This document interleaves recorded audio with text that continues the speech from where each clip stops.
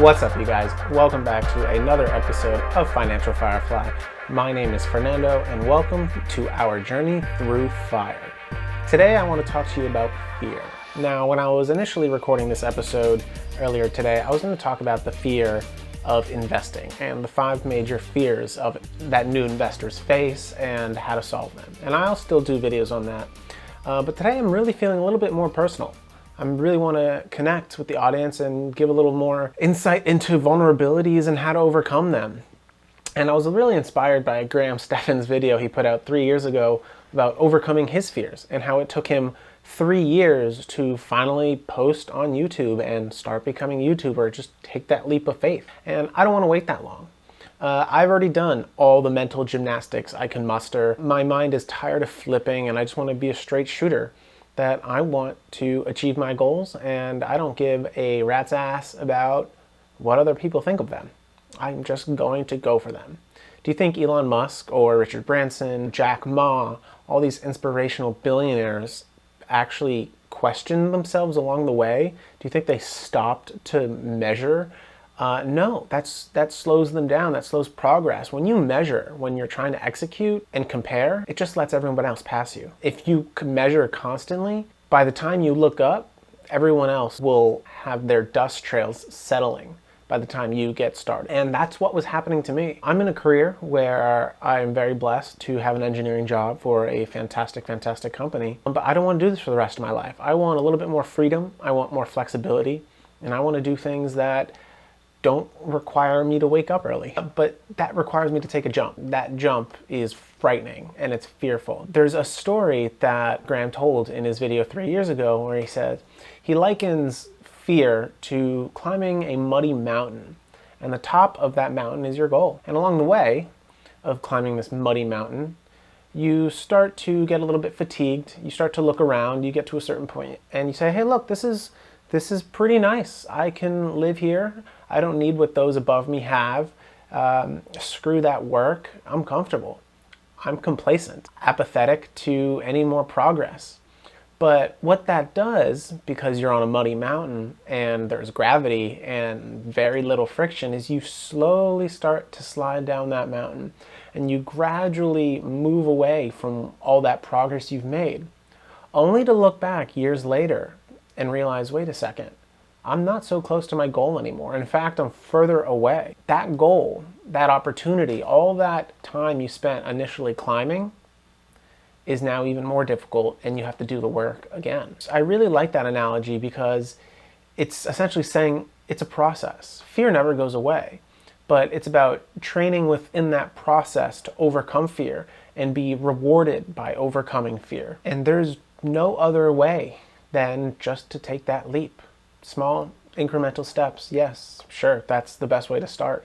But eventually there will be a small, maybe large jump that one has to take. I would love to be the one to inspire you to take that jump, as Graham has inspired me and other YouTubers have inspired me. So if you're really wanting to do something, put your head down, put your headphones on, look forward, blinders straight, and just execute. Just do it. That's it. Now, for my privilege, I've encountered my fair share of fear, and it's always been self-induced, I would say. The depression, the anxiety, the apprehensions that I have. In my story specifically, I think I internalized my physical trauma. Being very athletic growing up, doing all these sports and things, I really took a rough toll on my body. And my dad said to me early on, take care of your body because it's with you for life. And while I heard him, I didn't really listen. And I didn't really know what he meant because when you're younger, you think you're invincible. So I pushed my body to the limit over and over, and I really internalized some injuries to the point where I actually gave myself nerve damage. And I'm still working through that nerve damage.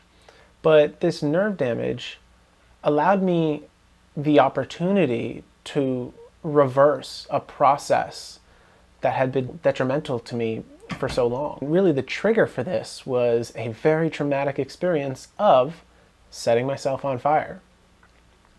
Accidentally. This was not planned. I think it was subconscious, but it was not planned. And long story short, I ended up setting myself on fire and spending over a month in the hospital, 40 days and 40 nights. A third of my body was burned, and I had to recover. And the doctor told me point blank, look, you can't do these things right now, and there's only 2 ways you will ever be able to do them again. Both the same path, but one of them is sliding back down the mountain. First option is putting in the effort, the work, consistently over time and not looking back. The second option is just looking around, enjoying the view, seeing where time is going and letting it pass by, and then starting. But all that time you're looking and enjoying the view, you're slowly sliding down that mountain. In the case of a medical issue, surgery, might boost you back up, but there's still that recovery time in there that isn't always factored in. It's not that it's always factored in, it's the fear of pain. It's really, really painful to stretch a third of your skin again.